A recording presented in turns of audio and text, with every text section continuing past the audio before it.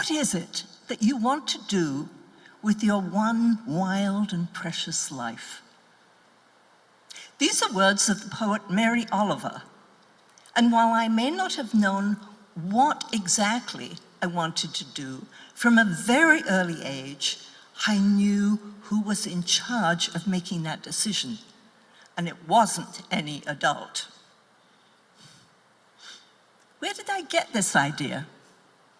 It wasn't from my mother, who tried her best to direct me, dressing me in pretty little dresses and putting ringlets in my hair, only for me to race ahead and climb the gate rather than waiting for her to open it and tear my dress in so doing.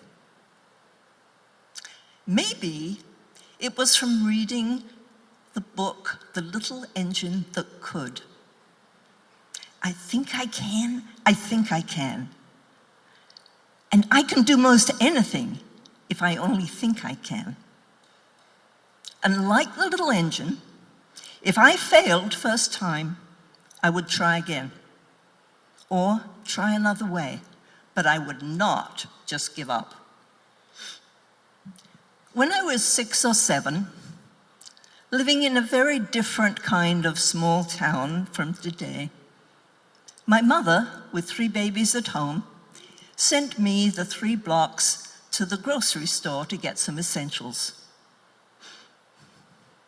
I had been there with her many, many times, but I had never been there alone, and I was very proud to be invited. I knew exactly where I was going. It was on the right, in the little strip of shops, but I couldn't find it. I went up the road and down the road and up and down. I didn't want to go home and admit that I couldn't do it. Finally, I thought to myself, try another way. And I asked a passerby if she could direct me. And I went home far more triumphant than if I'd found it first time. From my history of falling out of trees and other such great adventures, my frequent experience of hospitals had taught me that I would like to be a doctor, even though neither of my parents had been to college. So, at the age of 10, against my teacher's advice, I arranged to take the entrance exam to the local grammar school, which would lead to college. I had to go on a strange bus to a strange school and take a test that I had not been trained for. Not surprisingly, I failed.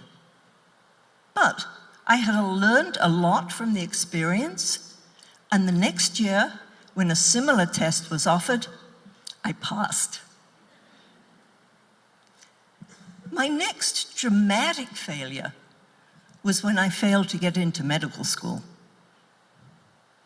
In England, the first 2 years of college happen still in high school, and then one applies directly to, in my case, medical school. A letter from your school principal is included with the application.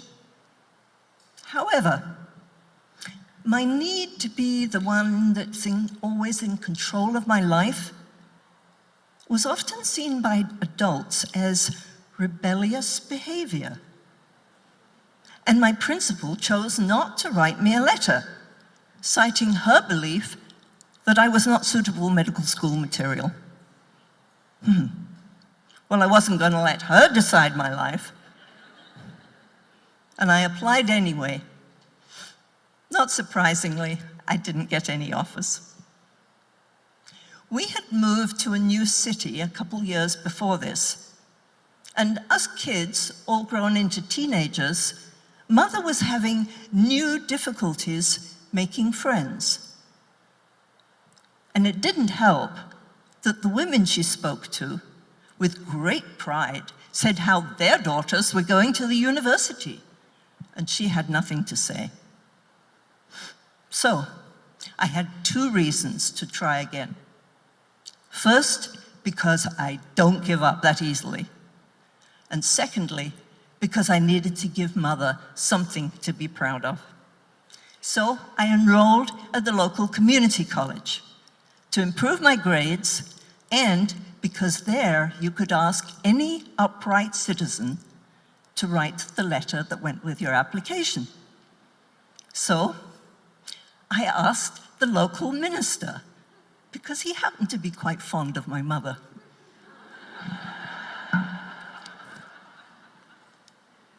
And just to be sure that Mother would have something to talk about, I applied for voluntary service in Africa also. Well, guess what? I got both.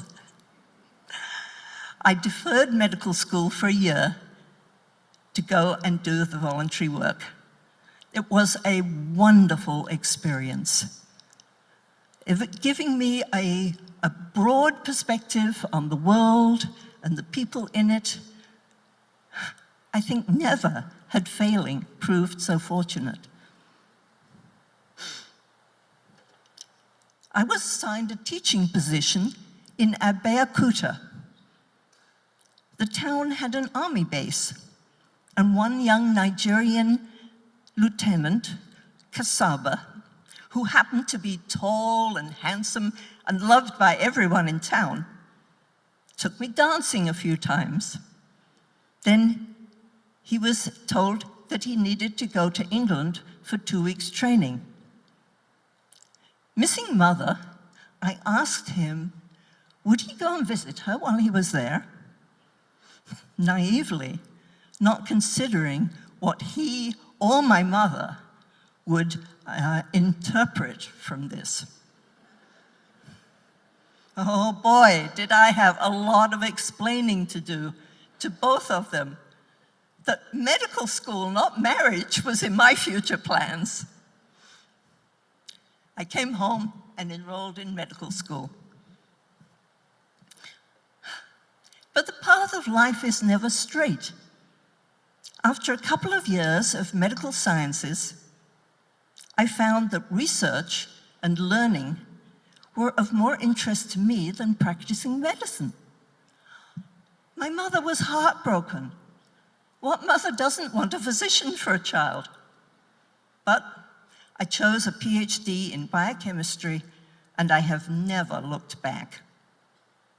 Did I scrape through and almost fail at times?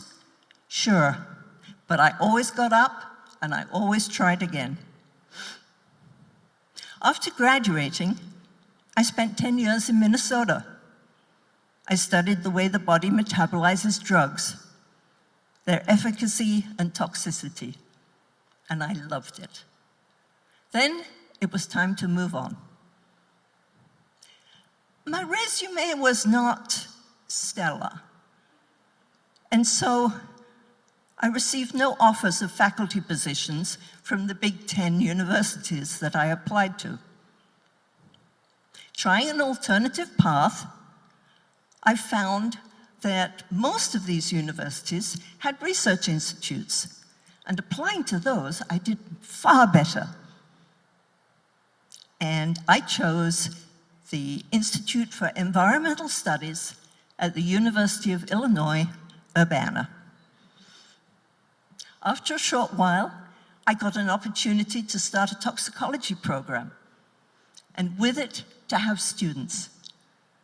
And those graduate students, I taught, if you fail first time, try again, or try another way, but don't just give up. And this is particularly important when what you're doing is research. Another guiding principle that I've found equally important for success in life: identify what you personally do a little better, or with a little more ease, or with a little more joy than others.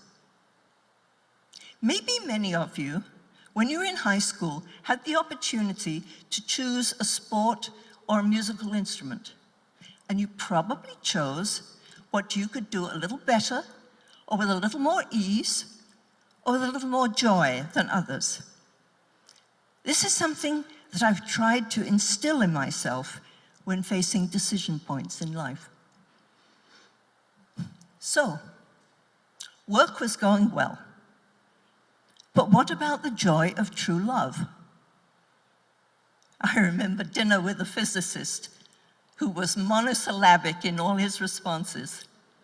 Do you like a sport? No. What kinds of foods do you like?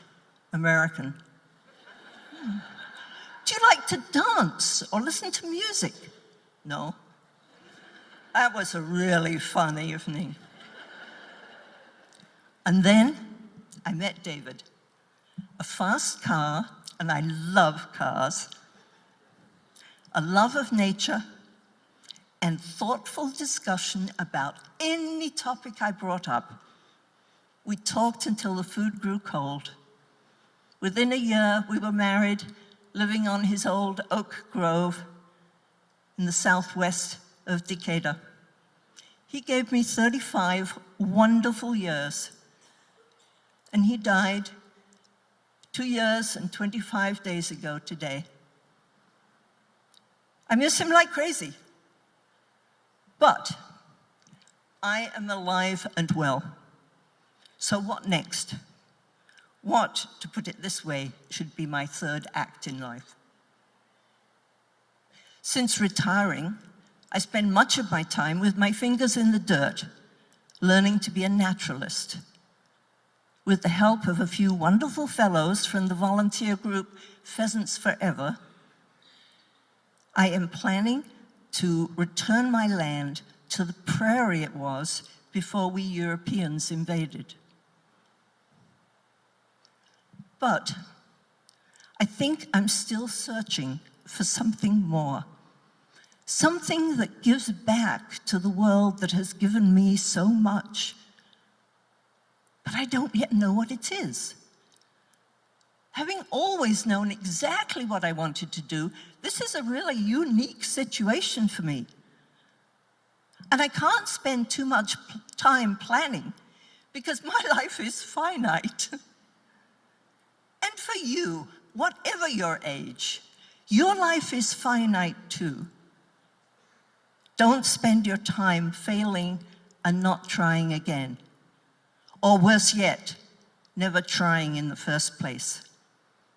Let's each of us remember who is in charge of this one wild and precious life. And I wish you an exciting 2025.